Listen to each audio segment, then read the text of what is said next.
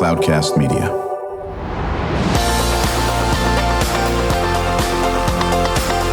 Drew Schlosberg Spotlight on the Community Show, amplifying the voices of social impact organizations, entrepreneurs, local nonprofits, and other community champions who shape the culture, creativity, and connectivity of San Diego. Brought to you by Mission Fed Credit Union, bringing good things to San Diego for over 60 years. Learn more about what is good for you and good for all by visiting www.missionfed.com. I'm Drew Schlosberg of Cloudcast Media. You're going to be listening to another edition of Drew Schlosberg Spotlight on the Community Show. We are the nation's longest running community podcast in our 20th year, brought to you by Mission Fed Credit Union. 6 decades of doing great things in our community, whether it's food insecurity, whether it's literacy, it's the arts, homelessness. You pick a topic there involved in this. Thrilled to have in the studio Alzheimer's San Diego. Eugenia Welch is the president and CEO. How you doing, Eugenia? I'm doing well. Thanks for having us today. How long you been with the organization? Coming up on 8 years in March. Very, very good. Joined by your colleague, Ann Owens, a community advisory committee member. How you doing, Ann? I'm doing great. And you've been with the organization a little bit longer? Yes, I have, since the beginning in 2015. And what got you interested, Ann, and we'll ask the same question over Eugenia as well, into Alzheimer's? In 2014, I was going to retire from Qualcomm, and I was senior vice president of human resources at the time, and I knew I was going to have like 60 extra hours free after I retired, so I looked for something to do. I love to help people, and I also have a pretty strong history of family with Alzheimer's, and so I wanted to help. Right, except how about you, Eugenia? What got you into this? I've worked with seniors my entire career, and I started volunteering in San Diego with people with Alzheimer's back in 1998, and so wanted to make a change, and here I am. Yeah, exactly. Joined by my co-host, Kristen Fogel. Just been doing the wonderful work as the CEO, executive director, chief cook and bottle washer, whatever you want to call her. She'll take any title on this thing of San Diego Writers Inc. Kristen, why don't you get us started? Yeah, let's do it. So can you talk a little bit about the mission of the organization and maybe some of the core programs? Sure. Alzheimer's San Diego is completely independent and local. So we were really founded because we wanted to serve the community of San Diego in the way they need to be served. You know, we're able to really pivot and adjust so that we can serve our community. Alzheimer's can be a very dark disease. We're not an organization that is going to have a survivor at the end of the day. Sure. But one of the things we really like to get out there to the people we serve is you can live well with the disease. And that comes from education, support, knowing who to go to for support, knowing what the resources are out in the community. And that's what we're for. We're there for somebody to call in and be able to say, this is what's going on. And then somebody on our team can direct them to the things that are going to be most beneficial to them.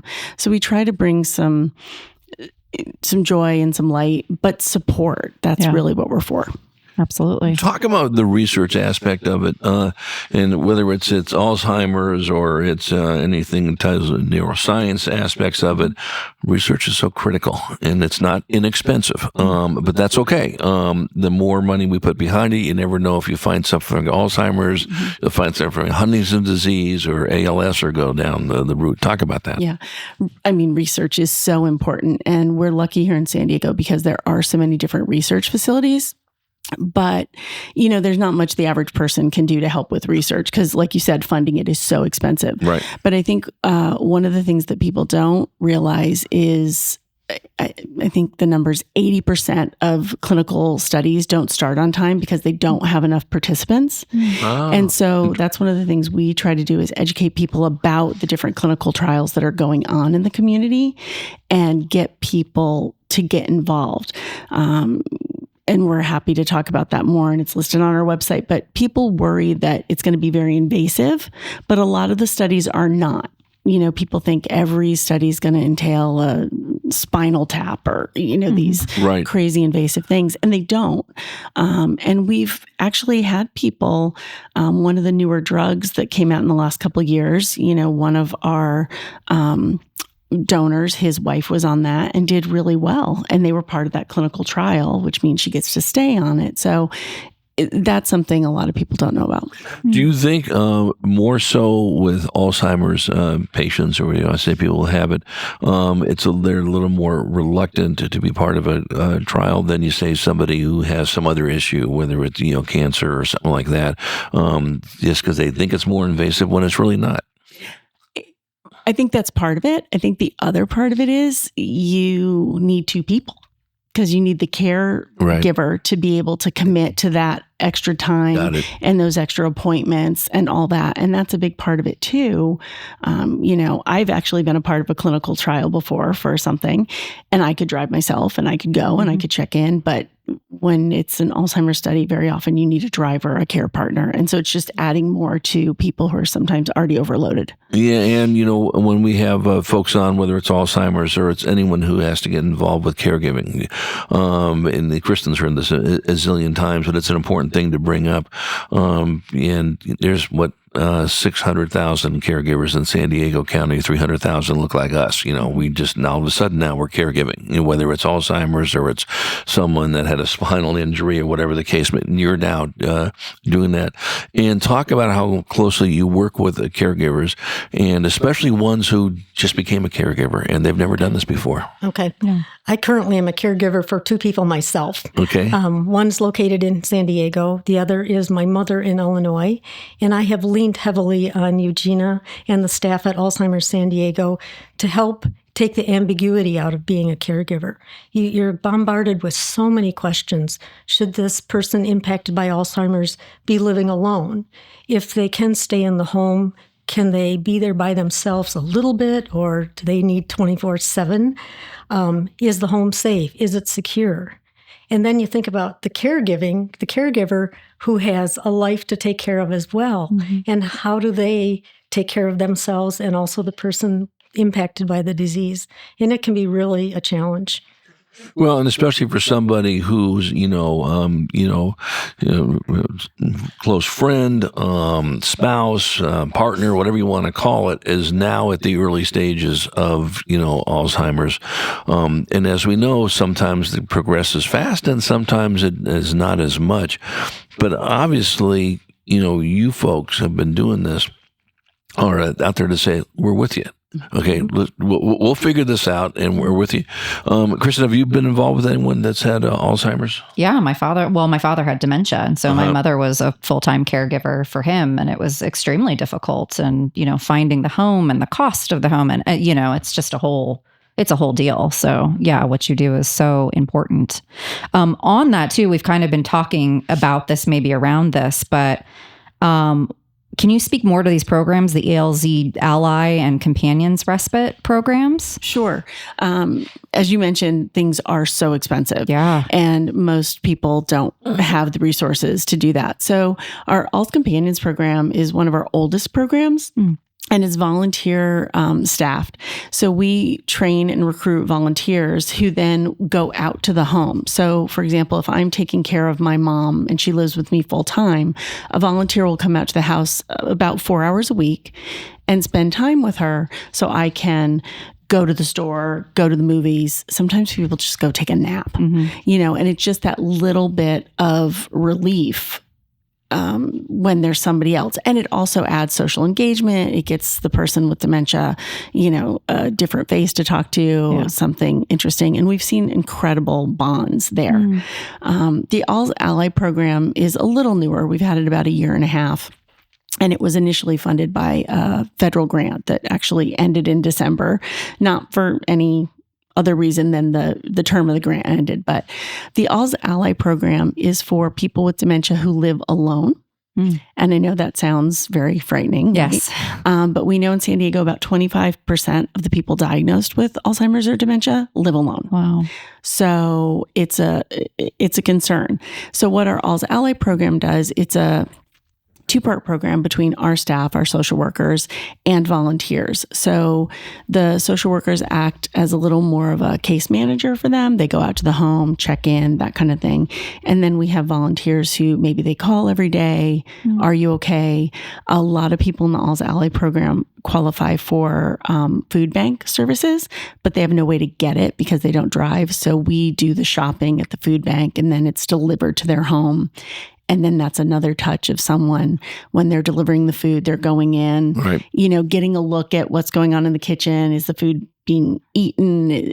Are things safe? And so it's extra set of eyes, but also providing the service. Yeah. And I'm sorry, Kristen, but we're chatting with our friends from Alzheimer's San Diego, Eugenia Welch, President and CEO, joined by our colleague Ann Owens, Community Advisory Committee member. What you just described is something that's also top of mind, is isolation. Whether you have Alzheimer's or you're pre-Alzheimer's or whatever, and seniors in that aspect of it, it's a huge issue as we age, and we're aging in this area, and that's such a critical area on that as well. I think one of the things that when you're throwing one of my former lawyer is now pre-Alzheimer diagnosed. I can't believe it. And he knows what he's having. His isn't as fast moving as others, but he knows what's going on. He knows what's going to be in the future on that. And obviously you can't believe it. Of course you can believe it because people are doing this. 100,000 folks have been identified in San Diego County. That's going to go up 15% in the next few years in that area, and it's not going to go down, correct? In that area. So I'll start with you on this, Ann. Is the best thing just get a hold of us, let us know where you are, and we got folks that'll come and meet with you. Pretty much true, correct? Yeah, that is absolutely true. They provide wonderful resources. The programs are all free. And you don't have to come in with a question. They can help you with whatever's bothering you related to your loved one with the disease. So a good start is just call. Just call. They can help. Yeah, we come back from break. I want to talk about this too. And sometimes we forget about this, that, there's a zillion languages spoken in San Diego County, right? Yeah. Other than English, of course. You got, Spanish, of course. Tagalog is number 3, and all the, Vietnamese, Hmong, and all that business. When we come back from break, think about all the different folks that can certainly help with that aspect as well. I know Kristen has more questions for you as well. And then what we want to say, as we always do, what can our listeners do to support your efforts when we return with Alzheimer's San Diego? I'm Drew Schlosberg, Cloudcast Media, listening to another edition of Drew Schlosberg's Spotlight on the Community Show. We are the nation's longest-running community podcast in our 20th year, brought to you by Mission-Fed Credit Union, 6 decades of doing great things in our region. We will be right back after this short break. When you do your banking with Mission Fed, you get great rates on auto and home loans. That's good for you, but something good also happens for a lot of other people. We're not for profit, so we put money back into the community to help lots of great nonprofits to keep San Diego strong. So you're not just getting something good, you're doing something good. Come to Mission Fed. It's banking that's good for all. Brand amplification is the DNA of Cloudcast Media, and our code is the powerful blending of sound, voice, and storytelling to lift local brands and their communities. Whether it is our Brandcast, Schoolcast, or Causecast platforms, the unifying ethos is all about this community, the one you call home. If you dare to dream and want to explore the brand amplification of Cloudcast, a national leader in local podcasting and other Winfluence strategies, please visit us at cloudcast.us.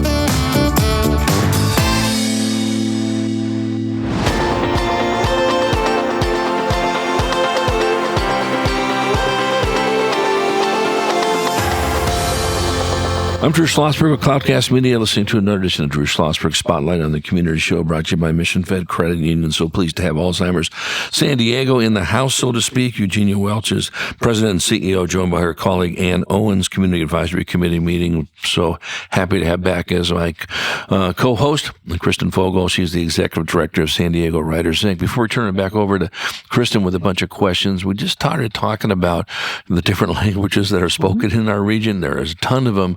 How do you address, I'll start with you on this, Eugenia, and you can add to it, Ann, folks that it's hit them, and obviously English isn't their primary language? Sure. Over the past few years, we've really focused on Spanish language because we know in San Diego that's such a high percentage. And so we have about a little more than a quarter of our staff are native Spanish speakers. We also deliver our education classes in Spanish. So we have a dedicated Spanish language educator. We also have, support groups in Spanish. Now that's only one additional language, but we work also with a local translation company. So if anybody calls in, we can get those translation services and get the people the support they need. We actually also have a Korean support group because it's with one of the local churches, and so they're staffing it. So we try as best we can. We really wanted to focus on Spanish because it is such a large percent, and do that really well before, you don't want to have just one of a bunch of different languages. Well, I mean, it's scary enough as it is when you're just told that your loved one, or family has been diagnosed. I don't speak the language, Mm-hmm. So where do I turn to that? And obviously you'll find ways to do that. Kristen? Yeah. I'm looking at some of these facts on the sheet here about Alzheimer's, and, they're all compelling, but Alzheimer is the 5th leading cause of death in California. Mm-hmm. I couldn't believe that one. What are some other statistics or things about Alzheimer's that are maybe misconceptions or that people don't know about? Oh my gosh. I know that could be a whole podcast in of itself, but just, maybe a few that you want to let listeners know about. First of all, it's very hard to even get a diagnosis. I think that's one of the biggest concerns. Okay. And people don't have to have a diagnosis to call us and get support. Good to know. One of the things, the media, right, how they portray things, it's... That doggone media. It's a challenge. If anyone worked for I worked for the Union Tribune for a while. Okay, that's fine. It's your fault. Well, I meant more like I'm just TV teasing when I shows, say that. movies, Sure. It's a big misconception that every person with Alzheimer's is going to be violent. Mm-hmm. There's this fear that that's going to happen, and that's not the case. There's also this thought that, well, it's only memory. What does that, no big deal. But it's muscle memory. It's all kinds of memory, remembering to recognize that you're hungry or need to use the bathroom, all those things. So there's just so much. Well, I think you brought up something really interesting at the beginning, Eugenia, is that you can live with Alzheimer's. It is, you eventually, you succumb, but hopefully many, many, many, many years down the road. And while you're here, let's make this the best life possible. Without trying to sound trite, I mean, that is so true. Mm-hmm. And that's what you do is say, listen, this is what we're dealt with. Here's how we're going to do with it. As you mentioned, there's some new drugs that are out as the research comes in that are, some with very good possibilities in this. And aren't they some research coming out now that you can detect it a little bit earlier than you used to? Talk about that. Yeah, there's some blood tests that are being very promising. And so it's just a matter of, being able to get your doctor to prescribe it, insurance coverage, those kinds of things I think are still being worked out. But there is more promising tools for early detection. Right, exactly. And I think the whole key to it is don't wait. If you think there's some issues in this aspect, and that doesn't mean because if you forgot to, you put the butter in the sock drawer or something like that, that doesn't mean you're doing that a lot, Drew? I don't know. I would. Well, that's not butter, popsicles. Yeah. Oh, well, okay. No, I mean, we all listen and get, you can't be panicking and think, oh my God, I couldn't remember all this aspect of it. Well, we'll have some deterioration the older you get in that area. Talk about support groups. Let's start with you on that, Ann. And, so people that now have gone through, and of course, they can be your best spokespeople, the families that you have worked with. Talk about that. Well, one of the extremely good benefits of being part of a support group is that you can openly share with other people who just happen to be in the same situation as you are. Tell them your story, ask for help. And so getting together and being able to talk about those things openly is really good. I know as a caregiver, I experienced some behavior with the people that I'm taking care of, and it was troubling. I mean, like the people I was taking care of didn't trust me, and they became agitated more easily. And what I learned by not just talking with support groups, but other people at Alzheimer's is, like in the case of for being agitated, don't argue with them. You're not going to win. But what you need to do is be reassuring and encouraging and comforting. So I learned how to kind of tame down some of the emotion and apply my learnings to my people that I take care of. Well, that's sort of the lines of what Kristen was saying, is that, you have the tools and you would not have known that. Okay. And us probably natural would be if someone is going to be lashing out at us, I think it's natural to lash back out, but this is not the case to do it, in that area. Eventually, do they calm down on that agitation or not really? It depends. It depends. It truly depends on the individual. Everybody's different. Right. But if you just maintain calmness and try not to fight back and just accept this is part of what they're going through, they calm down. Right. Now, you're saying when you experienced it in your family, right? Exactly. Were there any things that just jumped out at you to say, boy, I didn't realize this is part of what Alzheimer's is about, or not really? I mean, from my aspect, just how it can go downhill very, very quickly. So yours went fast. Yeah. Okay, yeah. So, that was kind of shocking and surprising. And he was an early onset sort of patient, which is a question that I have actually is, are we seeing more of this early onset, is it? We are seeing a little bit more early onset. Part of that, though, is that even though it is hard to get a diagnosis, people being diagnosed and seeing, sooner. That makes sense. Sooner. Absolutely. And one of the things about early onset is the younger you are at onset, the faster the disease goes. So that's something, interesting. Otherwise we've seen older people live with it 12, 15 years. That's a long time for a caregiving journey. Interesting. So if you get it at 50, it's going to move fast. Correct. Yeah. Interesting. Faster than if you get it at 80. Right. What I also like what you mentioned here in the notes is that every dollar that is raised stays here. Absolutely. Talk about that. Yeah, that's one of the great things about being a local organization is every dollar that we raise in San Diego stays in San Diego to help our friends and neighbors. We don't have to pay dues to a large national organization, and it gives us the freedom to put the money where it's going to be most useful.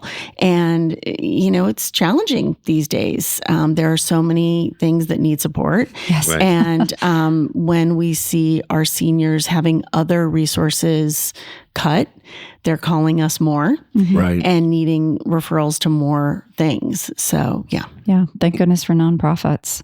I wonder if you could talk about the fundraisers, speaking about how important that is and all of our dollars and everything. Sure. We have a couple really great, actually 3 main fundraisers every year. One is a luncheon in May where we honor somebody who's done a wonderful job supporting our organization and bringing light to this cause. And actually this year our honoree is Ann Owens. Congratulations. And then we have, interestingly enough, a motorcycle ride in June. Okay. But it's a fun event. One of our donors started it a few years ago. He was like, I ride and, I know people who ride and can donate. And his mom had the disease. And then we took it on as one of our main fundraisers, and it's very successful and fun. And then in October, we have a walk each year. And that's our largest fundraiser, not just for amount raised, but also number of people. And one of the things unique about our walk is we don't charge a registration fee. Oh, okay. Because part of it is we just want people to come out and enjoy the day. We talk about the isolation, but it can be isolating for the care partner too. Absolutely. Yeah. So a lot of people caring for somebody with dementia are worried about taking them to a restaurant or a movie. And is there going to be a behavior? Are they going to get agitated? So being able to come to a place where everybody gets it. And as part of that, every Friday, we have social activities at our office that are free. It could be music or exercise or painting or Tai Chi. And people come and get that social engagement, and their care partners have a casual opportunity to talk to each other or just sit in another room and read a book because they're not on duty. Yeah. You know, I think what you brought up is so true, just for the mind. I mean, it makes sense. It sounds like it's too common sense, but is keeping folks engaged socially, whether it's listening to music, watching old films, whatever you're chess, I don't care what it is, checkers or something like that, is just so critical, in that area. The person is still there. I mean, don't treat the person that they're a log and that's it in that area of it, and talk about that person knows how you react to them. You mentioned about the angsty aspect, that's one, but just being loving and caring, it sounds so obvious, but that's got to go a huge way. Yeah, I think one big misunderstanding among people is that this person with Alzheimer's doesn't recognize you. They're not talking and stuff. They're still a living human being, and if you treat them with compassion, even if it's just a hand on the shoulder and, some comforting gesture, you're letting them know that you love them and they know what you're saying. Yeah. So I think it's powerful. Yeah, absolutely. Kristen? Listen, I mean, you've experienced it. I've been fortunate enough that it has not happened in my immediate family. At least my mom was 95 years young, and never had it. And, maybe a little forgetful, but heck, I'm forgetful for God's sake, And, I think there's a difference between the two in this area. Kristen? Yeah. Talk about the education and training for the community. That's got to be so important, just for, visibility and everything. Sure. We have a pretty robust calendar of education programs, and it can be anywhere from what is dementia all the way to skill clinics, where it's teaching somebody how to care for someone in the late stage, teaching better communication skills. And they're held all around the county, sometimes at our office. We work with a lot of senior centers and libraries and pretty much anybody that'll give us a free space. That's great. And they're free to the public and open, but it's a great gateway. What we really want people to learn is a few tools, but also that we're there to be a resource. We want people to walk away from that and think, wow, I really should call and get that personal support, because every case is different. 100%. What's the website?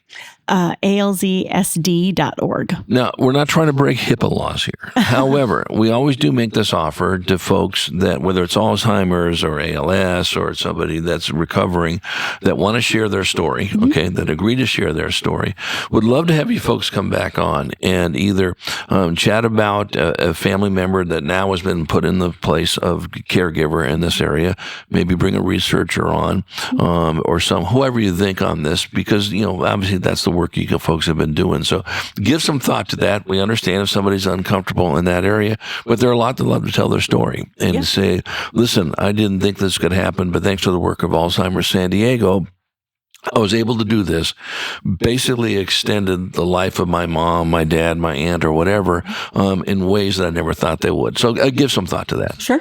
Okay. Eugenia Welch, President and CEO of Alzheimer's San Diego, thank you for joining us, and your colleague, congratulations on your recognition of an upcoming event that is Ann Owens, Community Advisory Committee member. Kristen, as always, appreciate your thoughtful questions as a co-host, and to our audience, I hope you enjoyed this edition of Drew Schlosberg Spotlight on the Community Show, nation's longest running community podcast. 20 years and counting. Big shout out to Mission Fed Credit Union for 60 years of doing great things for people in San Diego County. We hope you enjoyed the interview.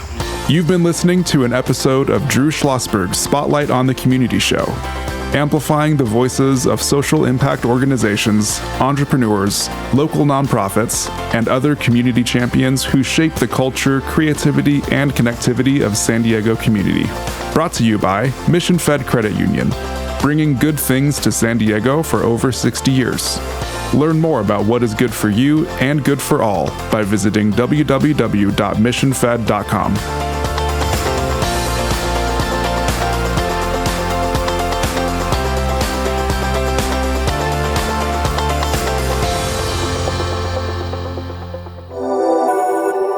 Cloudcast Media.